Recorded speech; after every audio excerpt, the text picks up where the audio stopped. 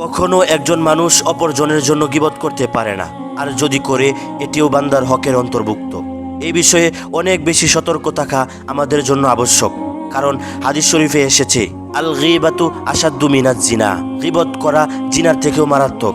যার গীবত করা হয়েছে তার কাছ থেকে মাফ চেয়ে নিতে হবে। আমি আপনার নামে এই গীবত করেছি এটা বলবে না, বরং এভাবে বলবে যে আমি আপনার হক নষ্ট করেছি, আমাকে মাফ করে দিন। তিনি যদি মাফ করে দেন বা হেসে দেন তাহলে তো মাফ হয়েই গেছে। আর যদি এমন ব্যক্তির গীবত করা হয় যে মারা গেছে, তো হুযায়ফা রাদিয়াল্লাহু তাআলা আনহু বলেন, কাফফারাতু মান গীবাতা আন তাস্তাগফিরলাহ, তুমি যাদের জন্য গীবত করেছো তার কাফফারা হলো তুমি তাদের জন্য ইস্তিগফার করবে। যাদের নামে তুমি গীবত করেছো তাদের নাম উল্লেখ করে করে তুমি কাফফারা আদায় করতে হবে, ইস্তিগফার করতে হবে। এর পরিবর্তিতে আরেকটি আমল রয়েছে। জুমার দিনে আমরা যখন টাকা পয়সা দান করি তখন এই নিয়তে দান করব যে আমি 5 টাকা নিজের জন্য সদকা করছি, আর বাকি 5 টাকা আমি তাদের জন্য সদকা করছি যাদের হক নষ্ট করেছি, আর এখন যারা দুনিয়া থেকে চলে গেছে তাদের জন্য।